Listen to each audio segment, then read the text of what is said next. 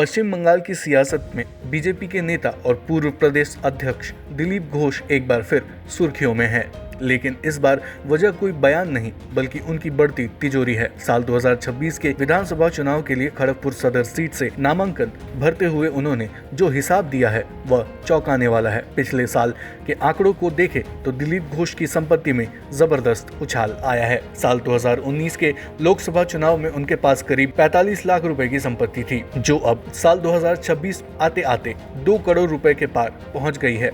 यानी महज 6 साल में वह लखपति से करोड़पति बन चुके हैं। इस संपत्ति के पीछे का गणित समझे तो 2024 के लोकसभा चुनाव में अपनी नेटवर्थ 1.82 करोड़ रुपए बताई थी, जिसमें अब करीब 18 लाख रुपए और इजाफा हो गया है। सबसे बड़ी बात यह है कि कभी कर्ज में डूबे रहने वाले दिलीप घोष ने इस बार हलफनामे में खुद को पूरी तरह कर्ज मुक्त घोषित किया है। न्यूज एजेंसी पीटीआई के मुताबिक उनके पास इस समय करीब 28.75 लाख रुपए की चल संपत्ति है, जिसमें 3.5 लाख रुपए कैश में शामिल हैं।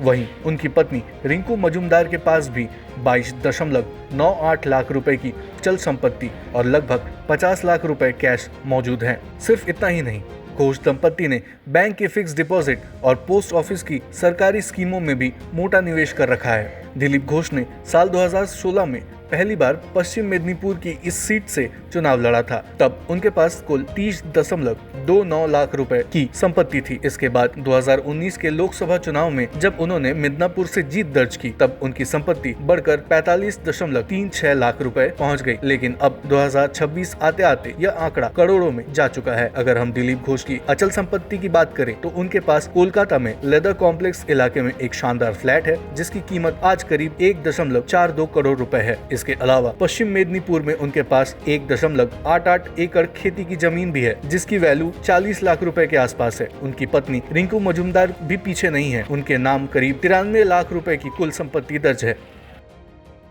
ऐसी और खबरों के लिए देखते रहिए सनमार्ग नेटवर्क के अन्य डिजिटल प्लेटफॉर्म्स।